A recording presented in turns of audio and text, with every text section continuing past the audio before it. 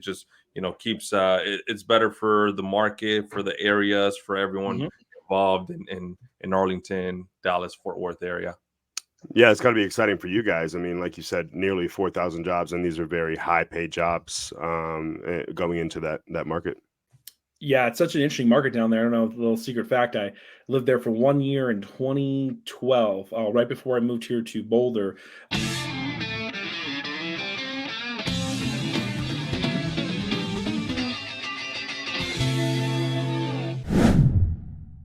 Welcome back to another episode of the Estate of Wealth podcast for your weekly dose of market updates and expert insights. I'm Barney Villa, and alongside me, we have Aaron Levitt. And today we have a special guest with us, Eddie Esparza. I totally probably pronounced that wrong. Was that close?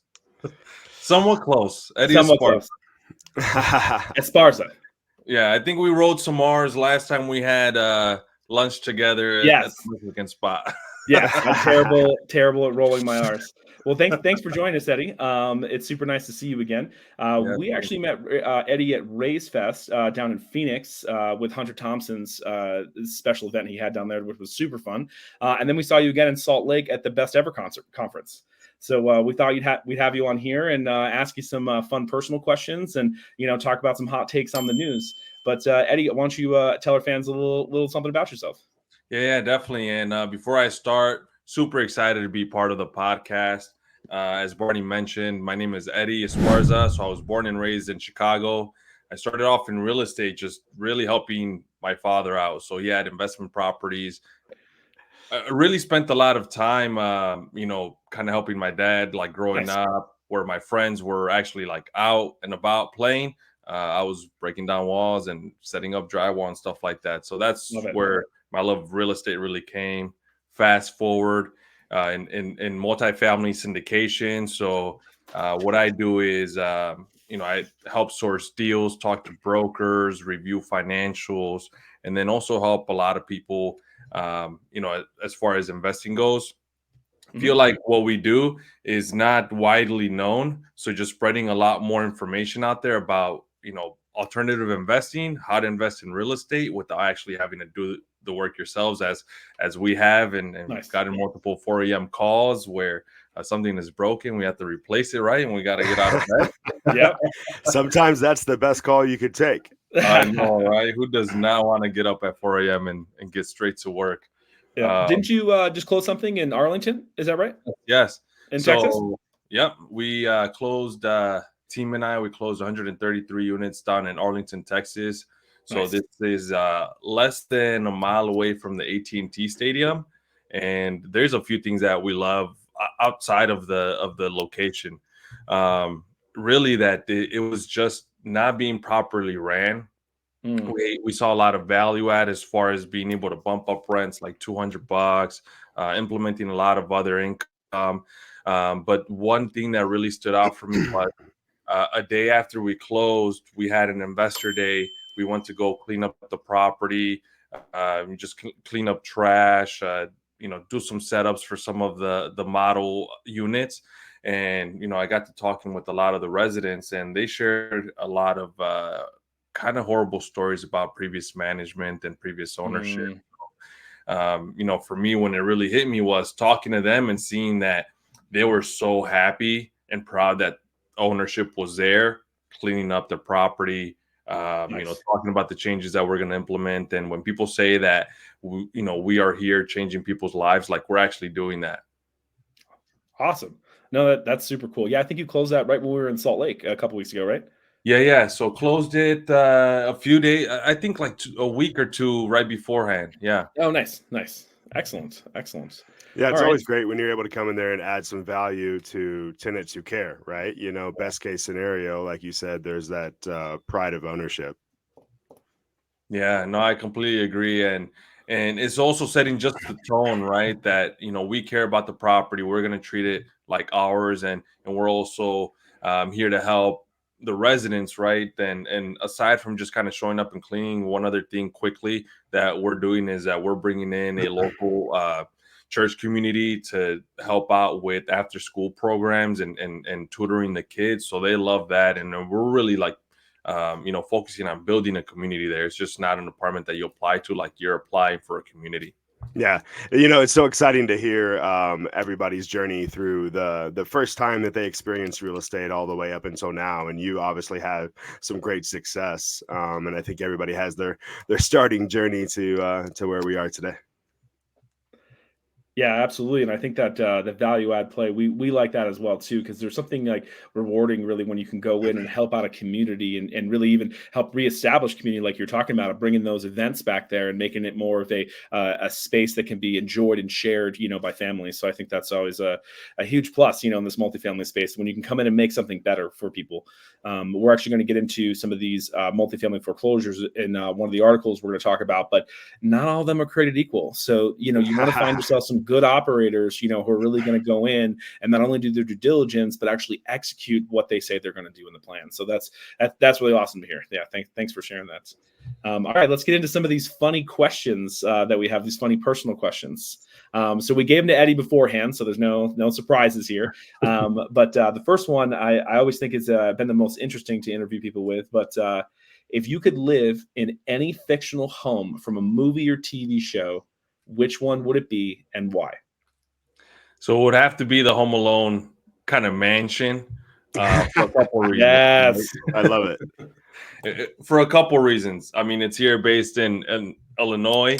That's one of my favorite movies. Home Alone 2. They botched it with 3. I don't know if they had any more after that, but I definitely didn't watch them afterwards. But no, I mean, that movie was childhood movie to me, and I just wondered like what the dad actually did for a living, right? I think we were talking about it. Yep. To afford that house in the 1990s and take his family on that vacation too, yeah. I know. Well, I think he came back to the house and ordered like 10 pizzas as well. So he was he's doing all right. Yeah, he's doing good. All right, love that answer. Definitely. That's a great answer. I haven't seen that movie in a bit. I'll have to check it out again. It's not Christmas time yet. It's always one of those Christmas movies that comes up. Next question. What's the funniest or most memorable real estate deal you've ever been a part of? So I wasn't part of this deal. We actually went to go view a different property. So we're discussing a joint venture, and this is in Indiana. So transitioning away from Illinois, and someone brought like one of their partners, and he was just saying some kind of sporadic comments. He didn't look too well.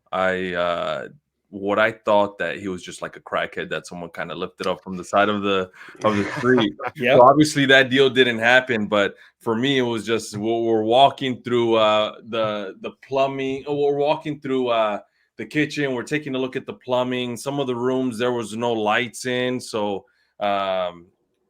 we're just like kind of wondering how to turn them on. We have some flashlights on, and then he just pulls out like some glow sticks and says like, "Oh, hey guys, it's time to party."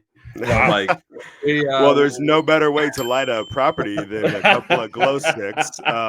Did he have the necklace to go with him as well?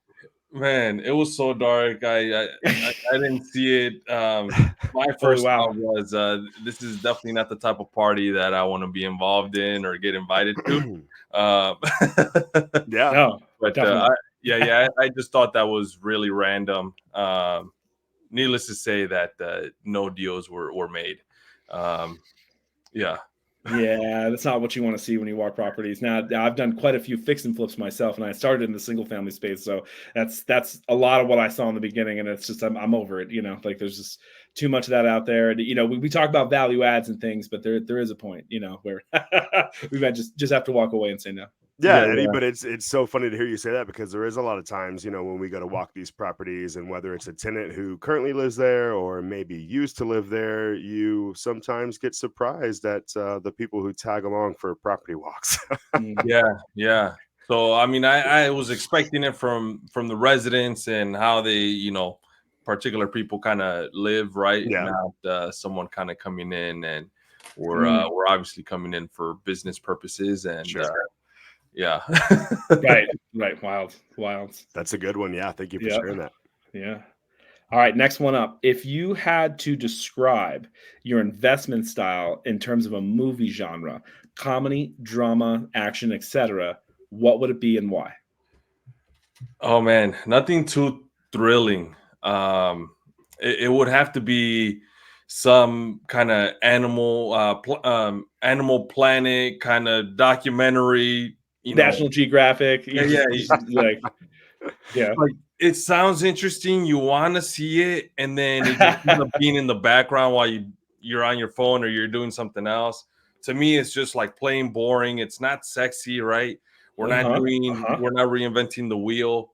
Yep. But we just want to make sure that there's no risk. Making money to me is sexy. I don't need to do all these crazy things, right? Yeah. Sure. I think, Aaron, you mentioned like rom-com. I was wondering how that kind of worked, right?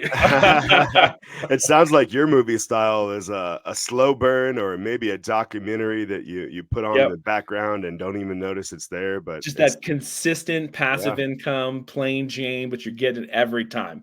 I love that answer. Exactly. So for me, like consistency, you're getting the returns. No one's upset. Obviously, people, things happen, and some birds or zebras get eaten, but that's about it. Love it. Excellent answer. All right, next one. Share a quirky. Well, I know you already shared one, but share another one. Unexpected item that you've come across during a property inspection or walkthrough. Oh man, so I've seen a couple. This again in Indiana, just there's a lot of you'll have your urban, you'll have your rural, right? There was one where we found out that the owner was living with llamas, like Napoleon Dynamite type deal. Yeah, you got some fur everywhere. You got some treats.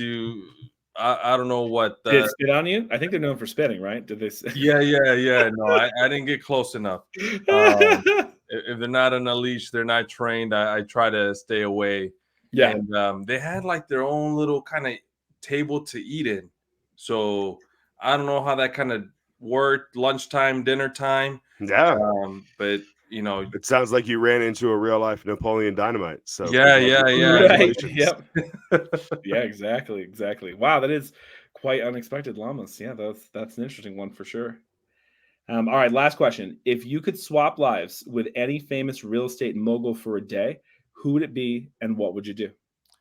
So it would have to be Grant Cardone. And I've seen this guy present. I've seen him, Instagram, YouTube. I've seen him live. I've met him, and man, he can just say whatever he wants. So everyone laughs.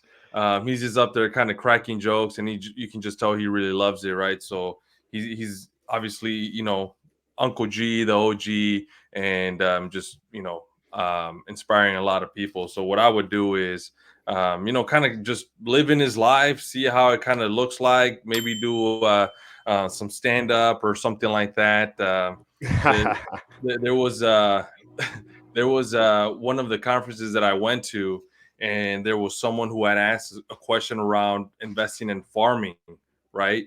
His thing is like, you want the most doors, you don't buy a single family home.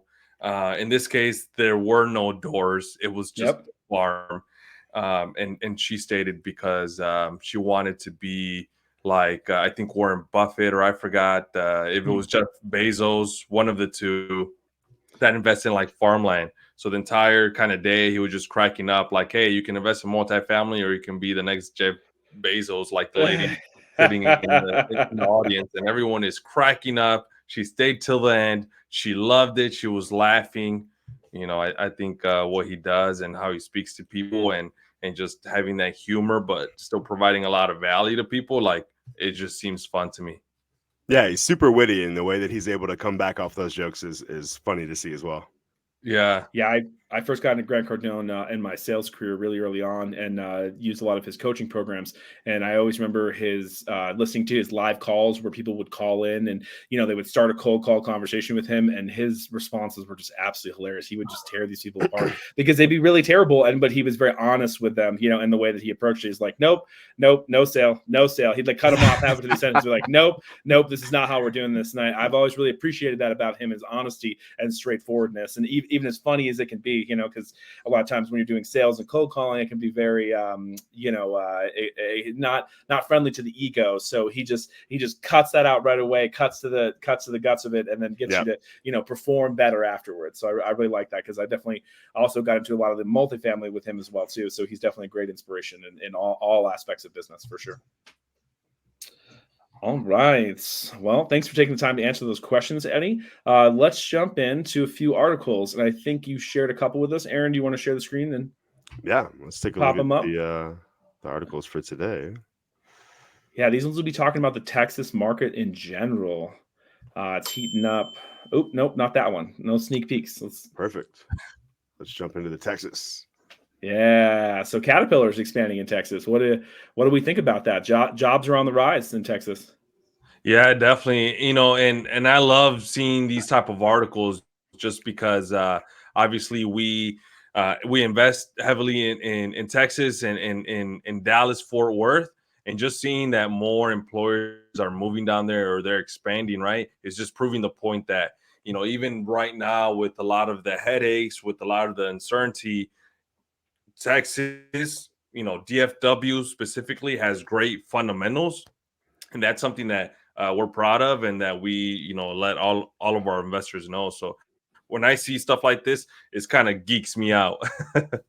Yeah, 100%. We were just looking at another deal in Anna, Texas, just north of McKinney down there, and they were doing a build to rent deal. But I mean, there's just so much expansion, so much growth, so much jobs coming there, and there's housing crisis in all these major cities. So I'm happy to see that the jobs are increasing, so we can also then thus increase their residencies and be able to provide homes for them. So I think this is a super article. Where's the other one too? Did you have one more article, Aaron?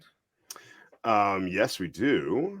And I'll add that it's sad for my home state. They're relocating from Illinois, but the properties are in Texas. So, do they still call those snowbirds where you're from?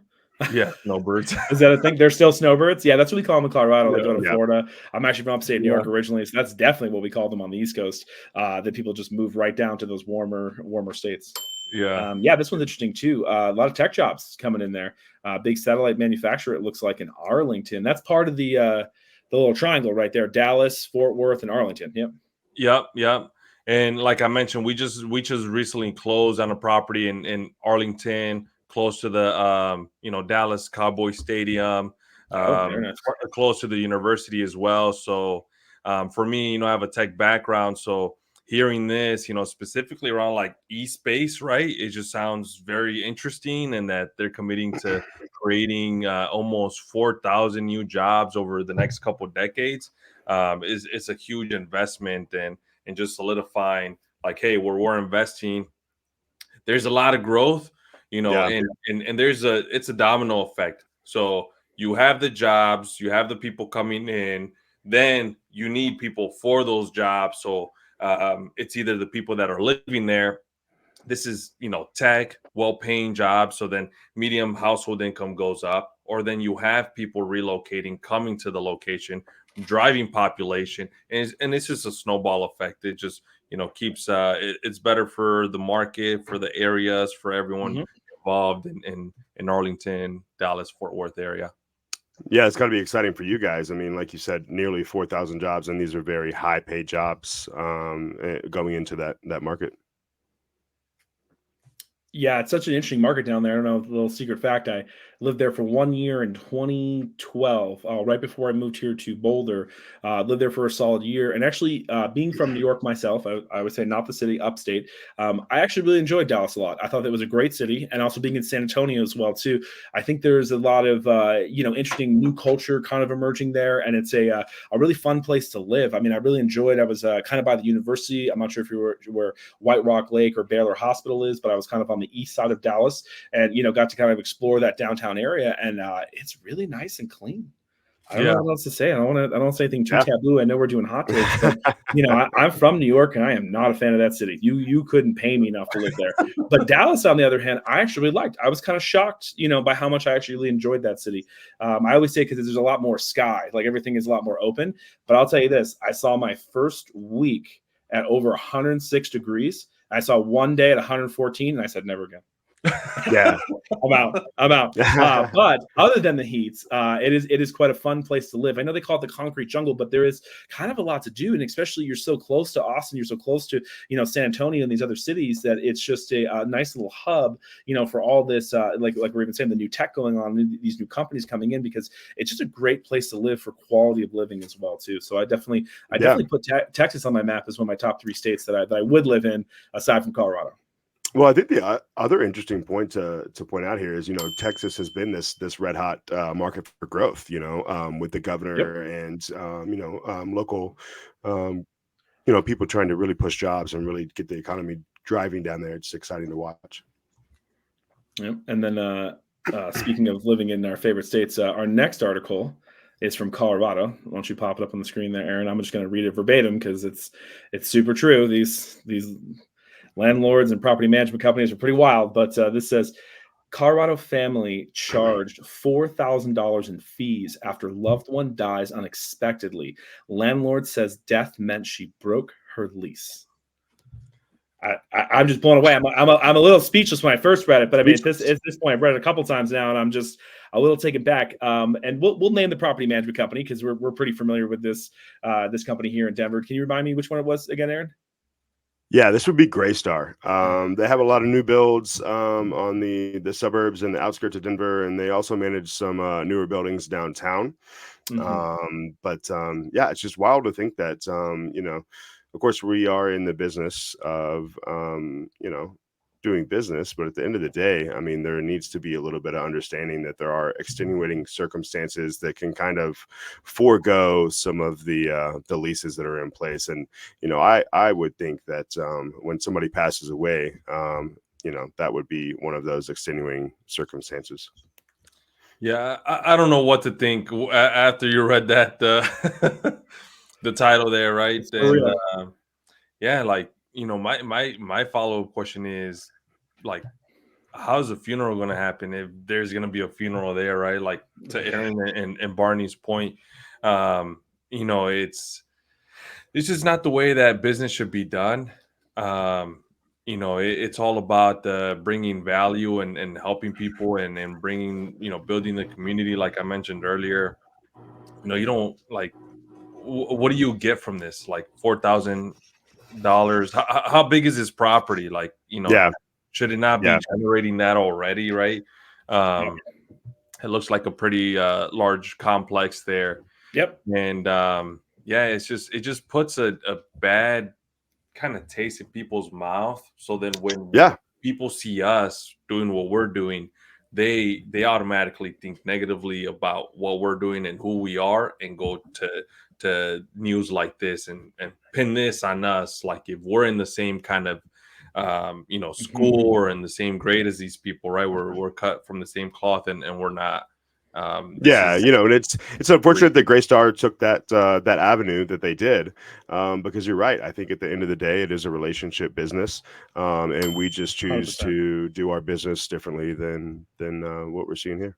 Yeah, shout out to CBS News. Looks like they published this article. Yeah, let's put them out there. Yep.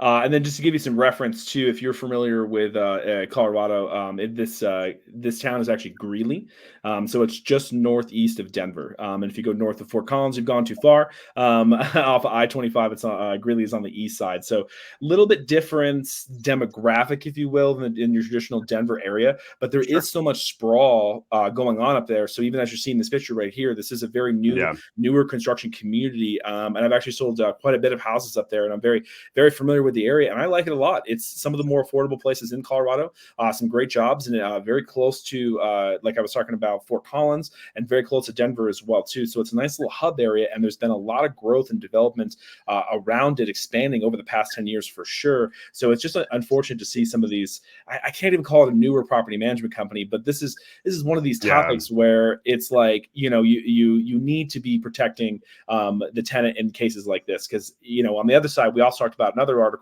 talking about evictions and how difficult it is to evict someone here in Colorado. So essentially, I feel like I've seen it from both sides. I've seen absolute slumlords, especially living here in Boulder, Colorado, next to CU University. I've walked some properties that nobody should be living in, and they just cram college students in, and it's a pretty terrible situation. But it's so much on the other side as well too. It's like, sometimes the landlords could be terrible, sometimes the tenants could be terrible. So this is definitely one of those situations where the landlord's being terrible to them, because I'm just not okay with that. Like, there's got to be something else that we can do here. I'm sure they're fighting this, but this is a pretty recent article, so we'll get some follow up on this as we see more information emerge. But all right, let's jump into that last article we got coming up here, because I know you almost foreshadowed it, but this one's big.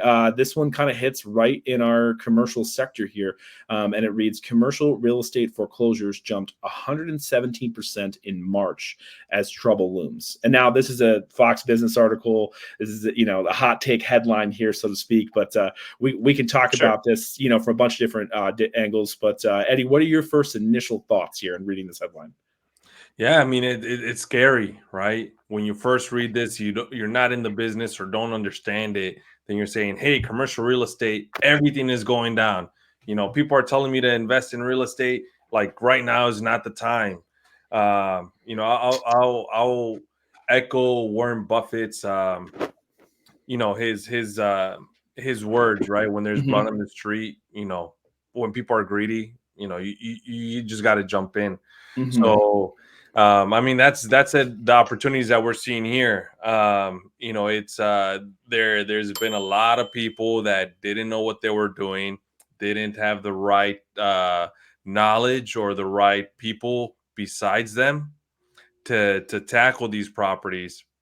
Yeah, just because money's cheap doesn't mean you should buy the property. Exactly. So, and again, it's just like one of those things where automatically everyone's already, kind of caught in the same group, right? And it's putting a bad name on certain people. I'm not going to say that everyone was horrible operators. I know there's a few that were rock stars and have provided a lot of their investors great money. I think it was just one of those things that people took advantage of, obviously the cheap money, right? We didn't see any inherent risk. And then, in hindsight 2020, there was a bubble. So, like, for those people that kind of saw that and got out, they sold, right? I'm seeing a lot of them back in because there's minimal competition. The interest rate, because of interest rates, because of the loans coming due, because of just the uncertainty in the economy and inflation, a lot of people are coming back in. So what you're seeing here is one of those things that are going to put you away while people behind the scenes are actually going to take advantage. You're going to read another news article in 2, 3, 5 years saying, hey, this was a great moment where there was a huge transfer of wealth. Everyone became rich. And then you're going to be reading about it instead of taking action like you should be right now. Yeah, absolutely. It's definitely interesting. I mean, I think we're still feeling some of the effects of the COVID and what that did to the market in general. I mean, on a residential basis, it was a very unrealistic market. And a lot of people, like you said, Eddie, were borrowing money for cheap and getting into homes that they could get into. And Now with the rates being a little bit higher, they're kind of stuck there. And then, as we're talking about commercial space, you have a lot of these buildings that were purchased on, assumable rates, floating debt. And we're just now starting to see some of that shake up. Of course, the banks don't want to take these assets back. So I think they're going to turn to trusted operators who have been in the business and are able to make the deal pin still. Yeah, if I can add a note there, I think what is kind of going on right now is that the banks are focusing more on the office space, trying to figure out what's going to happen there, and they were just trying to they're just kicking the bucket on multifamily, right? I know a lot of operators are going back, they're renegotiating, seeing how their capital stack and debt and all that stuff is looking right. And they're trying to help to a certain degree to make sure that, like how you said, Aaron, the bank is not getting back the property. They're not in the business of managing the property. So it'd be interesting to see once we kind of figure out what's going on with this office crisis, if you want to call it a crisis. What's going to happen to multifamily after? Right. And I think, just to extend on your point there, Eddie, some of our audience is a little newer, some of it's a little more seasoned. So just to kind of, when I see these blanket statement articles just talking about, X amount of foreclosures in the commercial real estate sector, it's a broad sector. You can't just lump it in with single family being, is it attached or detached? Is it a house or is it a condo? Or is it a townhome? Or is it a triplex or is it a fourplex? When you start talking about commercial real estate, we can kind of break it down in a couple ways. And usually the best way I break it down is between the different types of loans. You either have a commercial loan or you have a residential loan for a house, that is, right? So, but what happens is, as soon as you get between about 8 units and about 20 units, it kind of starts to blend that line about where we're talking about. So just for clarity's sake, I'm gonna say anything 20 units or greater, and it is definitely a commercial property. But even to expand on that a little bit further, there are a couple different kinds of commercial real estate things you can invest in. And Eddie hit out a couple of them. And I think the one that's in the biggest trouble is the one that he named, is the retail and the office space. I think the office space is what's going to come crashing down hard, because we're about 4 years out of everything that happened in COVID. And a lot of these companies are seeing more success and not having to pay the overhead of being in an office building. So I think, separating that in your head from office buildings, even to warehouse space or even storage space or land, there's so many different commercial things that you can invest in. But specifically, we target the multifamily sector, if you will.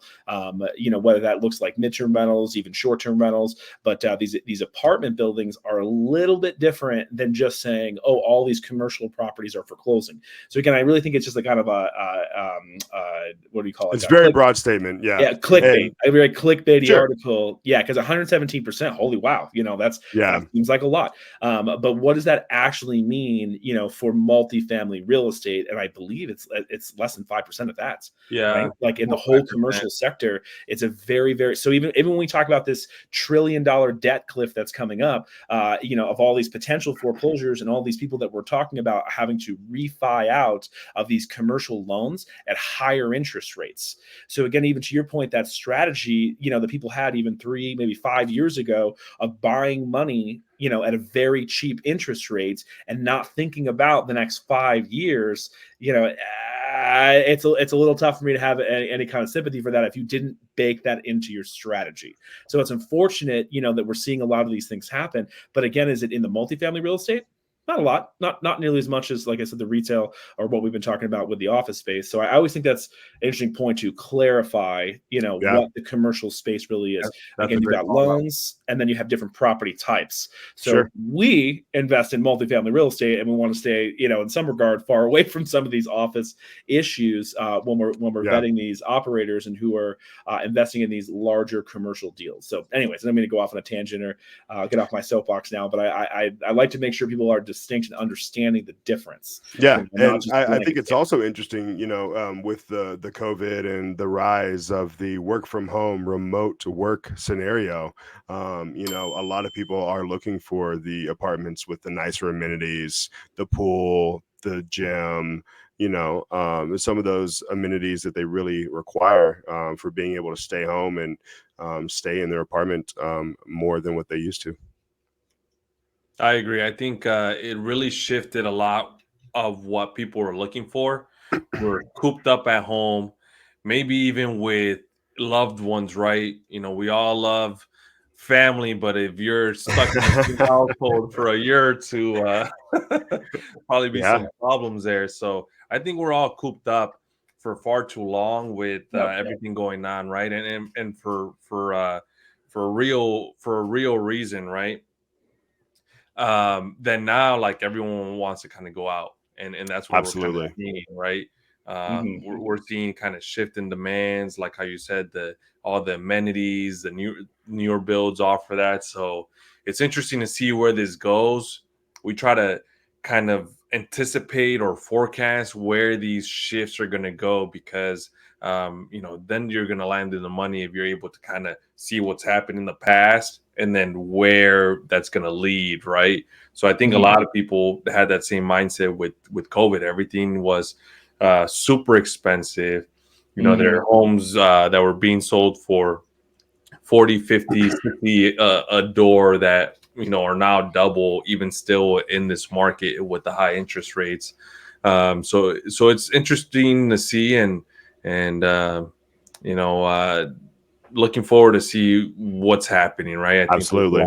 Yeah, I think it's an exciting time with exciting opportunities. Yeah, definitely. And I think we'll just have to wait and see here with these interest rates, because like we were talking about before, we have a whole nother podcast. We went deep dive into the interest rates, but it'll be interesting to see through the spring, into the summer, into the the end of 2024, and see how it cycles for sure.